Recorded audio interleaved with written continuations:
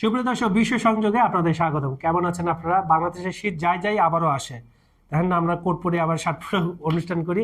আর দেশে বাইরে যারা দেখছেন তারা তো বরফের মধ্যে আছেন। ইউরোপ কান্ট্রিতে যারা আছেন, মার্কিন যুক্তরাষ্ট্রে আছেন, বরফের কান্ট্রিতে আছেন, বাইরে বরফ পড়ছে, ভিতরে কফির মাগ নিয়ে আমাদের অনুষ্ঠানটা দেখুন না কেন। আপনারা তো বাংলা ভাষাভাষী যারা আছেন দেশে বাইরে, বাংলা ভাষাকে মিস করেন, তাই বিশ্ব সংযোগের অনুষ্ঠানটা আপনারা দেখলে মজা পাবেন। কারণ এখানে আছে, আপনারা জানেন, যারা ইতিমধ্যে দেখছেন তারা তো জানেন, আর যারা জানেন না বলতে কি, যারা এখনো এই চ্যানেলটি দেখেননি তারা সাবস্ক্রাইব করে রাখবেন এবং দেখবেন তথ্যগুলো ঠিক থাকে। কিন্তু আমরা আলাপ আলোচনা করি একদম পুরো, মনে করেন আমরা চা খেতে বসছি ড্রয়িং রুমে, সামনে রাখে আমাদের দর্শকদের সেভাবে।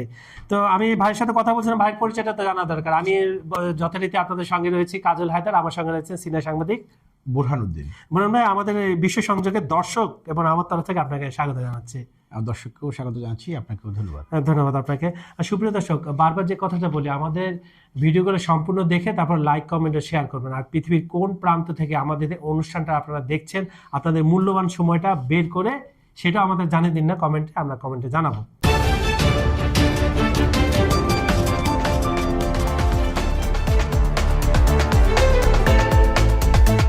বুরহান ভাই, আমি ফিরে আসি, কারণ পৃথিবীর বিভিন্ন জায়গায় আমরা একটা গেস করছিলাম, আমরা যারা গণমাধ্যম কর্মী, আমাদের তো নিউজের মধ্যেই থাকতে হয়, কিছু তো করার নেই, খাবার টেবিলে হোক যেখানেই হোক। যেটা হয় সেটা আমরা একটা যুদ্ধের মধ্যে ছিলাম, এখনো আছে, সেটা হচ্ছে রাশিয়া ইউক্রেন। 4 বছর প্রায় হয়ে গেল। আমরা জানতাম যে 2026 সালে এসে আপনার এটা একটা শান্তির, আমি বলি শান্তির খেলা, বিভিন্নতা আলাপ আলোচনা হয়েছে, আলাস্কা থেকে শুরু করে ওভাল টোভাল অফিস সব। আমরা জানতাম যে একটা এন্ডিং ভালো হবে। কিন্তু ট্রাম্প কাকু কী করলেন? তিনি করলেন 3 তারিখে শনিবার রাতে, বেচারা মাদুরো সারাদিন খেটে খুটে আপনার ঘুমাতে গেলেন, নক মনে করেন নাই না, তুলে নিয়ে গেলেন। তুমি চা খেতে জানো? আমি জানিছি সব কিছুর পিছনে তেলের একটা বাণিজ্য আছে, সব কিছু। আর আমরা জানতাম যে 3 মাস ধরে পুরা ক্যারিবিয়ান সিটা উত্তপ্ত ছিল, চারপাশ থেকে ঘেরা করে রাখা ছিল, অনেক কিছু ছিল। এখন কোনো দেশ যদি বাইরে থেকে দুর্ভেদ্য থাকে, তার সবচেয়ে easy way to find out Mir Jafar. এখন এখানে একটা মীর জাফরের কথা গণমাধ্যমে আসছে, আপনি একটু সংক্ষেপে যদি দর্শকদের বলতেন তাহলে। খুবই সত্য কথা, সেটি হচ্ছে যে মীর জাফররা সবসময়ই আপনার এই সমস্যাগুলো তৈরি করে থাকে। আমরা যদি ভেনেজুয়েলার কথা বলি, যে গত 3 তারিখে যে ঘটনাটা ঘটে গেল, একদম খুবই অবিশ্বাস্য যে এরকম একটা ঘটনা ঘটে যাবে।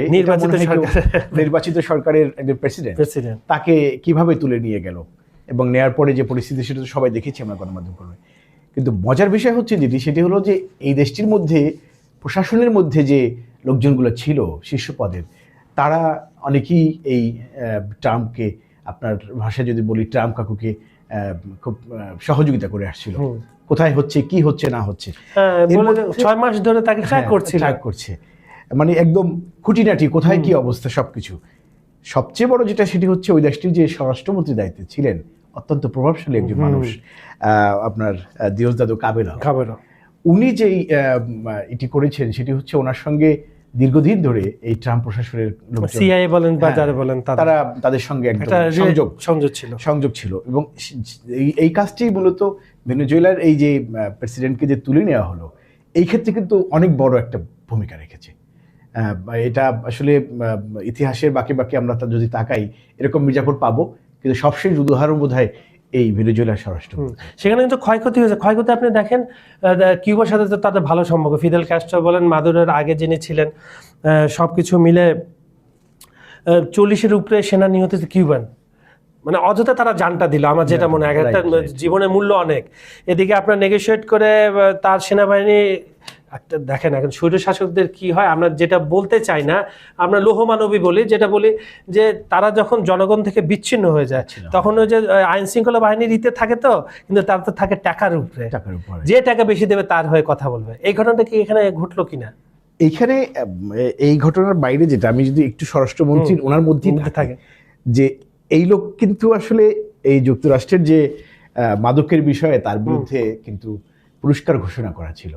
আপনি জানলে মানুষ হয়তো কেউ অবাক হবেন যে 2020 সালে তাকে ধরিয়ে দেওয়ার জন্য $1 কোটি পুরস্কার ঘোষণা করা হয়। জাস্ট সিরিয়ার নতুন প্রেসিডেন্ট, রাইট, রেজিম চেঞ্জ, উনি এখন আপনাকে ওভাল অফিসে নিয়ে যাওয়া হচ্ছে। সেই ডলারটা কিন্তু এখন এসে $2,50,00,000 হয়েছে।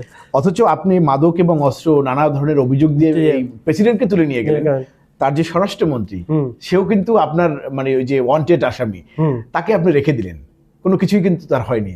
তার মানে এখানে যে একদম বড় একটা কৌশল বা গ্যাপ তৈরি করে এই ঘটনাটা ঘটানো হয়েছে। এবং আরেকটা বড় বিষয় হচ্ছে যে এই ভদ্রলোক উনি ওখানকার রাষ্ট্রপতি না, কিন্তু ওখানকার অ্যাডমিনিস্ট্রেশনে, প্রশাসন, বাহিনীগুলোতে তার যে প্রভাব সেটা কিন্তু ওই প্রেসিডেন্টের চেয়ে কোনো অংশ কম না। ফলে এই আপনার মাদুরোকে তুলে নেওয়ার পরে এই দেশে ভেনেজুয়েলাতে কোনো ধরনের সমস্যা তৈরি না হয়, বিশেষ করে এই প্রশাসনিক জায়গা থেকে, সেটা একটা বড় ব্যালেন্স রাখার জন্যই সম্ভবত এই ওনাকে এখানে রেখে দেওয়া হয়েছে আর কি, যে জিয়ে রাখা, যে তুমি এখানে থাকো, তোমার দেখভাল প্রেসিডেন্ট একজনকে দিয়েছে।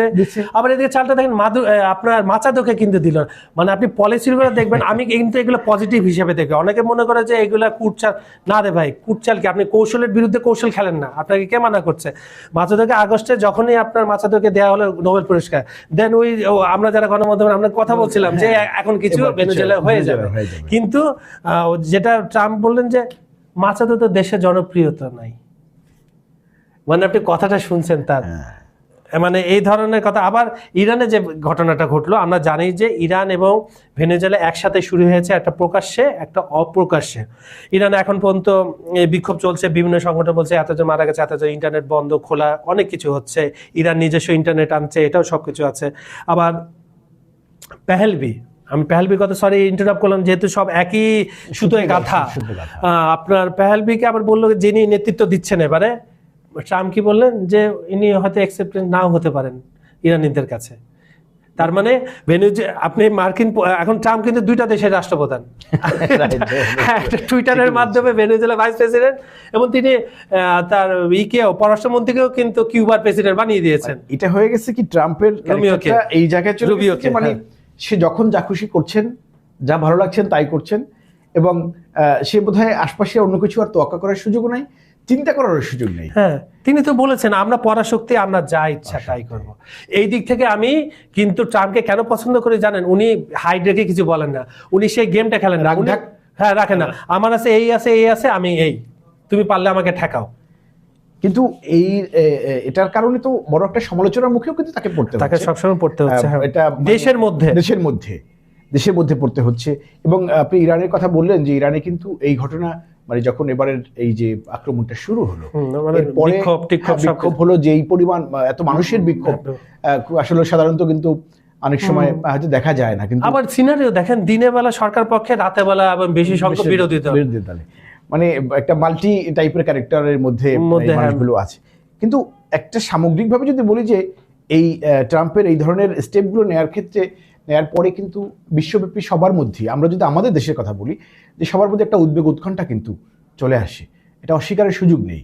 আপনি যদি একটু মাঝে কথা বলি যে এই ভেনেজুয়েলা, ইরান এর পাশাপাশি হঠাৎ করে যে আপনার মার্কিন যুক্তরাষ্ট্রে যারা আপনার A1 ভিসার ক্ষেত্রে যে জামানতের একটা অঙ্ক বসিয়ে দেওয়া হলো, আপনি কি বলবেন যে বাংলাদেশ একটা যুক্তি দেওয়া হলো যে এখন আপনি সেই জামানত ফেরত পাওয়ার শর্ত বলা হলো, সব ঠিক আছে, কিন্তু হঠাৎ করে কি এমন ঘটলো যে এই আমি যেটা বলছিলাম যে ট্রাম্পের যখন যেটা মনে হচ্ছে সে সেটাই করছে।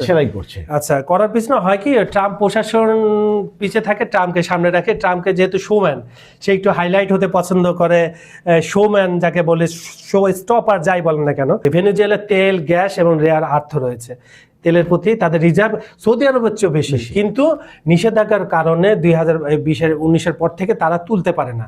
যেখানে 3 মিলিয়ন ব্যারেল তুলতে মাত্র 1 মিলিয়ন তুলে, মনে করেন তারপরে কি ইরানের কাছে আছে তেল, আপনি সংযুক্ত দেখেন, তেল গ্যাস সৌদি আরবের কাছে আছে, কিন্তু সৌদি আরবের সাথে ভালো সম্পর্ক, সমস্ত অস্ত্র তাদের কাছে বিক্রি করে। গ্রিনল্যান্ড ফ্যাক্টরে গ্যাস, তেল তো আছে, সাথে ওই মিনারেলের যে খনিজ সম্পদের রেয়ার আর্থ, এটাও রয়েছে। যেমন আমরা জানি যে রেয়ার আর্থ দিয়ে কি হয়, আপনার এইসব দিয়ে আপনার মোবাইল ফোন চালাচ্ছেন, ল্যাপটপ, ক্ষেপণাস্ত্র, সবচেয়ে ডেঞ্জারাস থিং, তারপরে ড্রোন, এগুলো সব চিপ তৈরি হয়। এটা নিয়ন্ত্রণ করে অবশ্য চীন, তাদের কাছে তো আপনার 70% আছে, কিন্তু 92% মানে উৎপাদন করে কে আবার তাইওয়ান।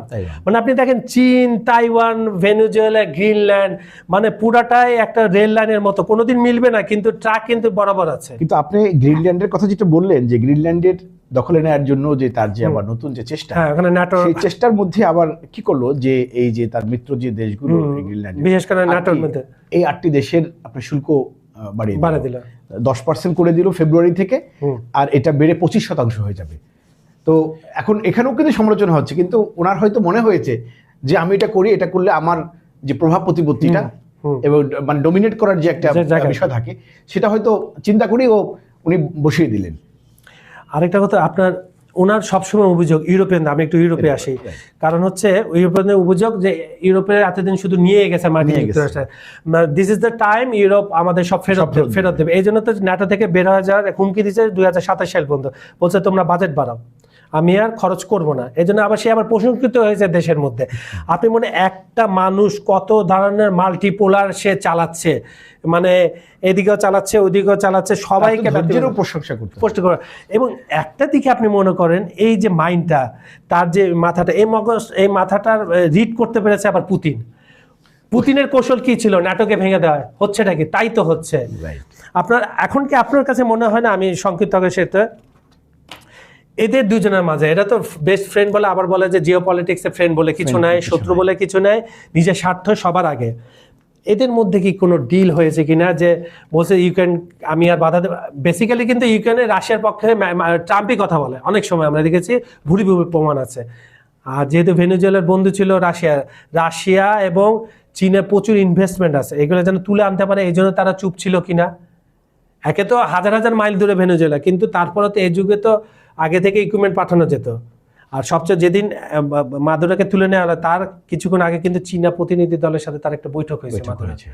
তাহলে আপনি বিষয়গুলো বুঝছেন কি অবস্থা। চীনের তো বড় ইনভেস্ট আছে ওখানে, চীন তো সারা বিশ্বে 72টা দেশে তাদের ইনভেস্ট আছে, তার মধ্যে ভেনেজুয়েলাও রয়েছে প্রচুর পরিমাণে, কয়েক মিলিয়ন ট্রিলিয়ন।